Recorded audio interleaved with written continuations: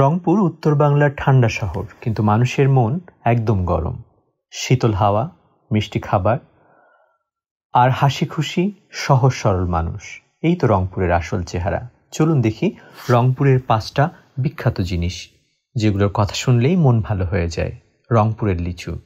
গরম পড়লেই শহর জুড়ে লিচুর ঘ্রাণ, রসালো, মিষ্টি আর টুক করে মুখে দিলেই বোঝা যায় কেন সবার প্রিয় এই লিচু। প্রতি বছর এখানে উৎপাদন হয় হাজার হাজার টন। দেশের নানা প্রান্তে ছড়িয়ে পড়ে সেই মিষ্টি স্বাদ। দ্বিতীয়, মিঠা ইলিশ। তিস্তা আর পুকুর ঘেরা এই অঞ্চলে ইলিশ একটু অন্যরকম।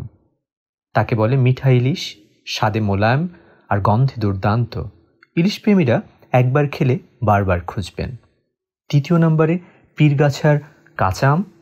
শীতকালে যদি আপনি কাঁচা আম খেতে চান তবে চলে আসুন পীরগাছায়। টাটকা, সুগন্ধি আর হালকা ঝাঁঝালো। লবণ মরিচ মাখলেই মনে হয় আহা, বেঁচে থাকাই সুখ। লোকজ সংস্কৃতি রংপুরের আরেকটি বড় জিনিস। রংপুর মানেই ভাওয়াইয়া, পল্লী নৃত্য আর গ্রামীণ মেলার আনন্দ। শীতকালে চারিদিকে মাইক বাজে, মঞ্চে নাটক চলে আর লোকজন গায়ে চাদর জড়িয়ে নাচে, গায়ে, জীবন মাতিয়ে তোলে। 5 নম্বরে অবশ্যই রংপুরের মানুষ।